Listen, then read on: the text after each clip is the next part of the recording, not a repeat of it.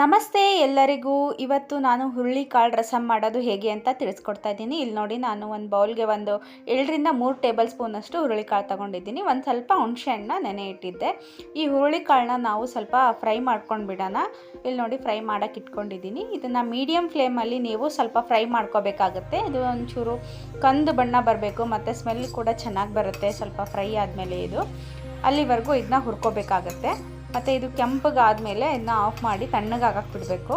ಇಲ್ಲಿ ನೋಡಿ, ಫ್ರೈ ಆಗ್ತಾಯಿದೆ. ಈ ವಿಡಿಯೋನ ಎಂಡ್ವರೆಗೂ ನೋಡಿ, ಏಕೆಂದರೆ ನಾನು ಇದರಲ್ಲಿ ಹುರುಳಿಕಾಳಿಂದ ಆಗುವಂಥ ಪ್ರಯೋಜನಗಳನ್ನು ಹೇಳ್ಕೊಡ್ತಾ ಇದ್ದೀನಿ. ಸೊ ನಿಮಗೆ ಹುರುಳಿಕಾಳು ತಿನ್ನೋದ್ರಿಂದ ಆಗುವಂಥ ಪ್ರಯೋಜನಗಳು ತಿಳ್ಕೊಬೇಕಾದ್ರೆ ವಿಡಿಯೋನ ತಪ್ಪದೆ ಎಂಡ್ವರೆಗೂ ನೋಡಿ. ಇಲ್ಲಿ ನೋಡಿ, ಹುರುಳಿಕಾಳು ಆಗಿದೆ, ಫ್ರೈ ಆಗಿದ್ದು. ಸೊ ಅದೇ ಇದಕ್ಕೆ ನಾನು ಸ್ವಲ್ಪ ಮೆಂತ್ಯ ಕಾಳನ್ನ ಸೇರಿಸ್ಕೊತಾ ಇದ್ದೀನಿ ಫ್ರೈ ಮಾಡೋಕ್ಕೆ. ಮತ್ತು ಅದರ ಜೊತೆಗೆ ಸ್ವಲ್ಪ ಮೆಣಸಿನ ಕಾಳನ್ನು ಸೇರಿಸ್ಕೊತಾ ಇದ್ದೀನಿ. ನಿಮಗೆ ಖಾರ ಜಾಸ್ತಿ ಬೇಕಂದರೆ 2ರಿಂದ 3 ಟೇಬಲ್ ಸ್ಪೂನಷ್ಟು ಯೂಸ್ ಮಾಡ್ಬೋದು, ಇಲ್ಲ ಅಂದರೆ ಸ್ವಲ್ಪನೇ ಯೂಸ್ ಮಾಡಿ, ಪರವಾಗಿಲ್ಲ. ಮತ್ತು ಇದಕ್ಕೆ ಒಂದು ಸ್ವಲ್ಪ ನಾನು ಜೀರಿಗೆ 1 ಸ್ಪೂನಷ್ಟು ಜೀರಿಗೆನ ಸೇರಿಸ್ಕೊತಾ ಇದ್ದೀನಿ. ಇವೆಲ್ಲ ಫ್ರೈ ಆದಮೇಲೆ ತಣ್ಣಗಾಗಬೇಕು. ತಣ್ಣಗಾದಮೇಲೆ ನಾವು ಒಂದು ಮಿಕ್ಸಿ ಜಾರ್ಗೆ ಇದನ್ನ ಹಾಕ್ಕೊಂಡು ಬಿಡೋಣ. ಇಲ್ಲಿ ನೋಡಿ, ಫ್ರೈ ಆಗ್ತಾಯಿದೆ. ಸೊ ಒಂದು ಮಿಕ್ಸಿ ಜಾರ್ ತೊಗೊಂಡ್ಬಿಟ್ಟು ಅದಕ್ಕೆ ಇವನ್ನ ಫ್ರೈ ಮಾಡಿರೋದೆಲ್ಲ ಸೇರಿಸ್ಕೊಳ್ಳೋಣ. ಇದಾದಮೇಲೆ ನಾನು ಒಂದು ಸ್ವಲ್ಪ ಕೊತ್ತಂಬರಿ ಬೀಜಗಳನ್ನು ಫ್ರೈ ಮಾಡ್ಕೊತಾ ಇದ್ದೀನಿ. ಇದು ಜಾಸ್ತಿ ಏನು ಫ್ರೈ ಆಗೋದು ಬೇಡ, ಒಂದು ಸ್ವಲ್ಪ ಬಿಸಿ ಆದರೆ ಸಾಕು, ಇಲ್ಲಾಂದರೆ ಟೇಸ್ಟ್ ಚೆನ್ನಾಗಿ ಬರೋದಿಲ್ಲ. ಇದನ್ನು ಕೂಡ ಫ್ರೈ ಆದಮೇಲೆ ತಣ್ಣಗಾದಮೇಲೆ ಸೊ ಒಂದು ಮಿಕ್ಸಿ ಜಾರ್ಗೆ ಹಾಕ್ಕೊಂಡು ಬಿಡೋಣ.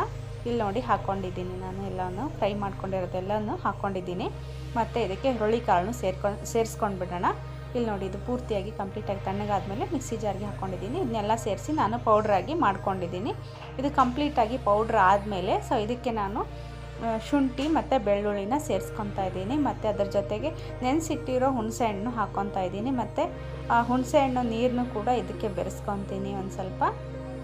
ಇಲ್ಲಿ ನೋಡಿ, ಹಾಕ್ಕೊಂಡು ಇದನ್ನ ಪೇಸ್ಟಾಗಿ ರೆಡಿ ಮಾಡ್ಕೊಂಡು ಬಿಡೋಣ.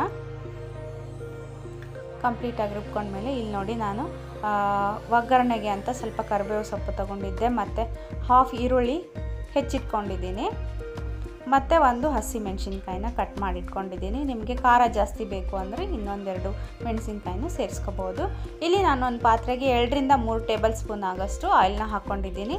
ಇದಕ್ಕೆ ಸ್ವಲ್ಪ ಸಾಸಿವೆ ಮತ್ತು ಹೆಚ್ಚಿಟ್ಕೊಂಡಿದ್ದು ಈರುಳ್ಳಿ ಮತ್ತು ಒಂದು ಹಸಿಮೆಣಸಿನ್ಕಾಯಿನ ಎಲ್ಲನೂ ಹಾಕಿ ಫ್ರೈ ಮಾಡ್ಕೊತಾ ಇದ್ದೀನಿ. ಇದು ಒಂದು ಸ್ವಲ್ಪ ಕಂದು ಬಣ್ಣ ಬಂದಮೇಲೆ ನಾವು ಮಿಕ್ಸಿ ಮಾಡ್ಕೊಂಡಿದ್ವಲ್ಲ, ಆ ಮಿಶ್ರಣನ ಇದಕ್ಕೆ ಮಿಕ್ಸ್ ಮಾಡ್ಕೊಂಡು ಬಿಡೋಣ. ಇಲ್ಲಿ ನೋಡಿ, ಫ್ರೈ ಆಗ್ತಾಯಿದೆ. ಸೊ ಇದಕ್ಕೆ ನಾನಿವಾಗ ಮಿಕ್ಸಿ ಮಾಡ್ಕೊಂಡಿದ್ವಲ್ಲ ಪೇಸ್ಟು, ಅದನ್ನು ಹಾಕ್ಕೊಂಡಿದ್ದೀನಿ. ಇದೊಂಚೂರು ಎಣ್ಣೆ ಬಿಟ್ಕೋಬೇಕು. ಎಣ್ಣೆ ಬಿಟ್ಕೊಂಡ್ಮೇಲೆ ಇದಕ್ಕೆ ಒಂದು ಸ್ವಲ್ಪ ಸಾಲ್ಟನ್ನ ಮಿಕ್ಸ್ ಮಾಡ್ಕೊಂಡು ಬಿಡೋಣ.